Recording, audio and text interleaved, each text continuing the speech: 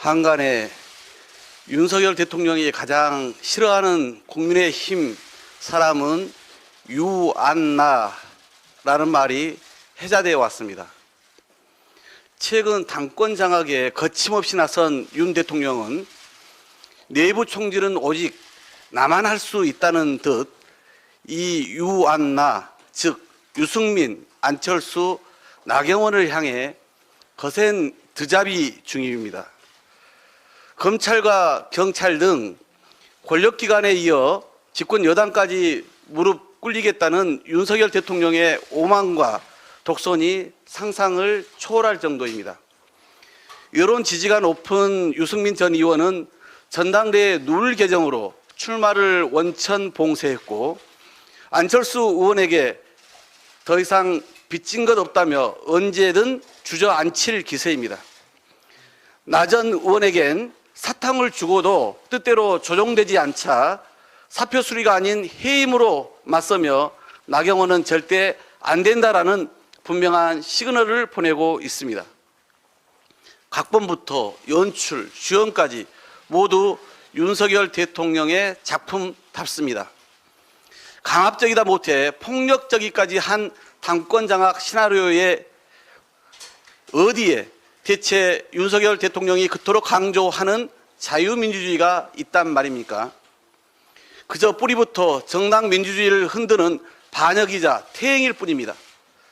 국민은 경제 위기에 매일이 힘겹고 안보 위기에 하루하루가 불안하건만 대통령은 그저 미운 3인방 속가내느라 날 새는 줄 모릅니다.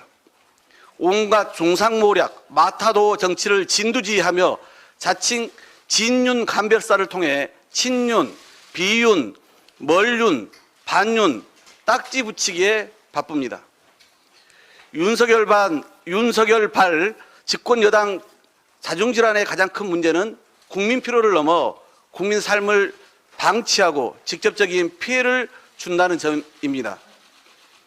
이준석 전 대표를 찍어낼 때도 당헌 당규 개정, 가처분 신청으로 허송세월 하느라 직면한 삼고위기에 민생 경제를 구할 골든타임을 놓쳐버렸습니다. 하물며 이런 식으로 대통령 입맛에만 맞게 선출된 당대표가 과연 국민을 제대로 대변하는 역할과 책임을 다할 수 있을지 심각하게 우려됩니다. 자신이 싫어하는 3인방을 기어이 내쫓고 온전히 내 뜻만 따르는 무리로 당을 장악하려는 것은 무례배라 하는 짓입니다. 대통령은 대한민국 국민 전체의 대통령이어야 합니다. 윤석열 대통령은 더는 법과 원칙에 따른 삼권 분립과 정당 민주주의를 훼손하지 말고 대통령다움에 집중하기를 강력히 촉구합니다. 윤석열 정부가 민생을 외면하다 못해 포기하는 것은 아닌지 걱정입니다. 지난주 한국은행의 7번째 금리 인상으로 기준금리가 연 3.5%로 오르며 2008년 이후 최고치를 기록했습니다. 풍선처럼 불어난 대출이자 감당만도 벅찬데 전기, 수도, 가스요금은 지난해 4분기 23% 넘는 급등에 이어 올해도 큰 폭의 인상이 예고되어 있습니다. 서민의 발인 지하철, 버스 요금도 크게 오를 예정입니다.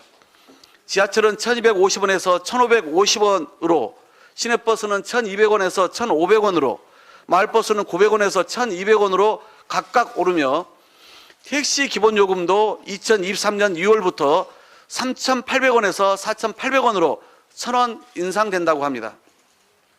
전기 등 에너지와 수도에 이어 대중교통까지 공공요금을 줄줄이 인상한다면 매서운 겨울 한파를 이겨내야 할 국민고통은 더욱 가중될 것입니다.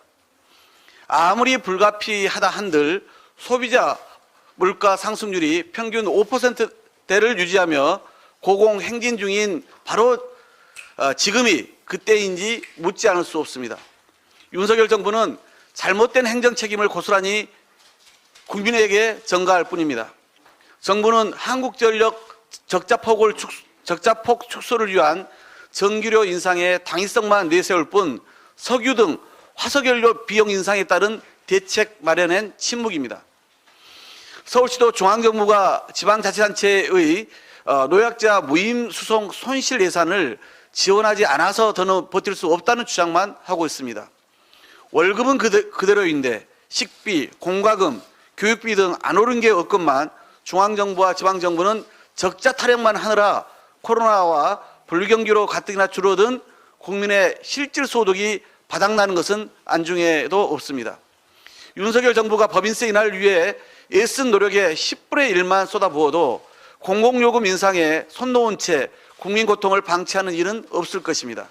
정부는 물가관리 정책을 재고하고 공공요금 인상으로 인한 국민의 고통이 가중되지 않도록 확실한 추가 대책을 마련해야 합니다. 민주당은 정부의 엉터리 물가 대책에 대해서는 단호하게 제동을 걸고 특히 취약계층의 고통을 최소화할 지원책 마련에 최선을 다하겠습니다. 엿새 전 소환은 예행 연습이었습니까? 윤석열 정권의 정치검찰이 지난 대선에서 대통령과 경쟁했던 현직 야당 대표를 6일 만에 또다시 그것도 이틀에 걸쳐 출석을 요구하고 나섰습니다. 지난주에 종결된 지 1년 넘은 성남 시민 프로축구단 광고비 건을 끄집어내더니 이번에는 파면 팔수록 윤석열 사단과 국민의힘 흔적만 나오는 대장동 사건을 엮어 재차 소환하겠다고 합니다. 나경원 부위원장 해임 파동 등 윤석열 대통령의 노골적인 당권 장악 시도에 대한 국민의 따가운 시선으로 여론이 나빠지고 지지율이 하락하자 부랴부랴 물타기용 정치 수사쇼에 나선 것입니다. 이번 설 밥상에 윤석열 정권의 치부와 실정이 올라올까봐 전전긍긍하며 야당 대표 망신주기를 넘어 악마화에 여념없는 모습입니다.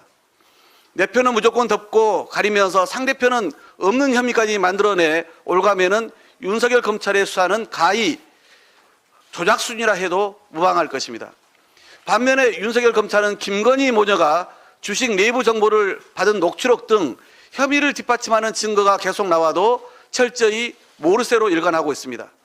검찰공화국에 도취되어 자기 체면에 빠진 것인지 지금껏 소환 조사는커녕 서면조차 신용에 그쳤습니다. 대통령실 역시 드러난 증거에 허위 날조라며 현실 부정에 나섰습니다. 이런 불공정 수사, 정치 수사가 버젓이 자행될 수 있는 이유는 검찰이 검찰총장 출신 대통령을 위한 권력의 사냥개를 자처하고 있기 때문입니다. 법과 원칙은 권력 사유화를 위한 핑계였을 뿐 권력의 입맛에 맞춰 검찰이 수사권을 조자룡 헝칼 쓰듯 남용하는 윤석열 정권은 헌정사에 유례없는 무도한 검찰 독재 정권입니다. 오늘 우리 민주당 원내대표단과 검찰 독재 정치단합 대책위, 김건희 주가 조작 진상조사 TF 위원들은 대검찰청을 항의 방문해 김건희 여사의 주가 조작 수사를 거듭 촉구할 것입니다. 민주주의는 무도한 권력의 독주를 허락하지 않습니다.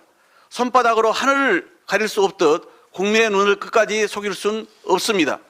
검찰이 이중잣대로 불공정한 정치 수사를 계속한다면 민주당은 특검을 통해서라도 주가 조작 사건에 대한 진상규명에 반드시 나설 것임을 밝힙니다. 국민의힘도 용산 눈총에 지레 겁먹지 말고 국민적 의혹을 밝히는 일에 당당하게 동참할 것을 강력히 촉구합니다. 이상입니다.